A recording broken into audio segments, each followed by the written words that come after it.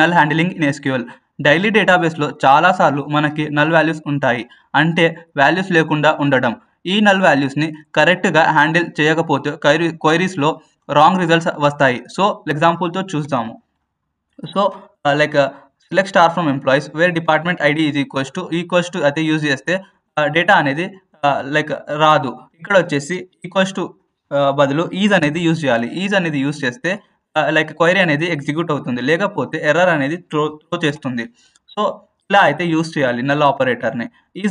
Is not null వచ్చేసి ఇక్కడ not అనేది యూజ్ చేయాలి.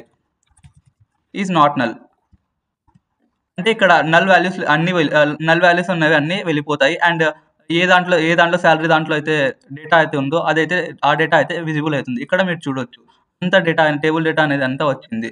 సో అబోవ్ క్వైరీస్లో ఫస్ట్ వన్లో శాలరీ లేకపోయినా ఎంప్లాయీస్ని చూపిస్తుంది. సెకండ్ వన్లో డిపార్ట్మెంట్ అసైన్ అయిన ఎంప్లాయీస్ మాత్రమే చూపిస్తుంది.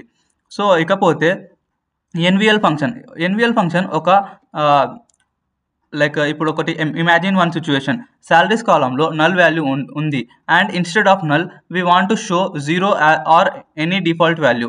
అప్పుడు మనం ఎన్విఎల్ ఫంక్షన్ అనేది వాడుతాము. సో ఒక ఎగ్జాంపుల్తో అయితే ట్రై చేద్దాము. Select name NVL salary. ఈ వాల్యూలో 0 అనే శాలరీ అనేది నల్ ఉన్న దాంట్లో మేమైతే 0 అయితే ఇన్సర్ట్ చేస్తున్నాము. As salary underscore display from, దీనికి అలియాస్ ఇచ్చి ఈ కాలం పేరు మేము శాలరీ డిస్ప్లే అని నేమ్ అయితే ఇస్తున్నాము. From employees table. సో ఇక్కడ మీరు చూడొచ్చు ఎక్కడైతే లైక్ డేటా అయితే వచ్చింది. ఇక్కడైతే యాక్చువల్లీ నా టేబుల్లో శాలరీ దాంట్లో శాలరీ కాలంలో అయితే ప్రతి దాంట్లో డేటా ఉంది. ఒకవేళ శాలరీ కాలంలో డేటా లేకపోతే లైక్ నల్ వాల్యూ అనేది ఉంటే అప్పుడైతే శాలరీ ప్లేస్లో ఇదైతే 0 అయితే ఇన్సర్ట్ చేస్తుంది. అండ్ ఇక్కడ లైక్ రిజల్ట్ టేబుల్లో ఇక్కడ ఫర్ ఎగ్జాంపుల్ ఈ ఫస్ట్ రోలో జాన్ డీలో శాలరీ 55,000 ఉంది కదా. ఒకవేళ 55,000 లేదు, నల్ వాల్యూ ఉంది, అప్పుడైతే 0 అయితే షో చేస్తుంది ఈ క్వైరీ ఎగ్జిక్యూట్ చేయడం వల్ల. సో ఇక్కడ శాలరీ కాలంలో నల్ ఉంటే 0 అనేది డిస్ప్లే చేస్తుంది.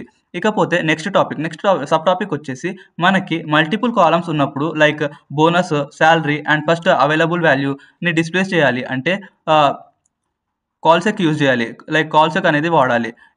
సో ఇది ఫస్ట్ నాన్ వాల్యూని పిక్ చేస్తుంది లెఫ్ట్ నుంచి రైట్ వరకు. సో ఒక ఎగ్జాంపుల్ అయితే చూద్దాము కాల్సెక్కి.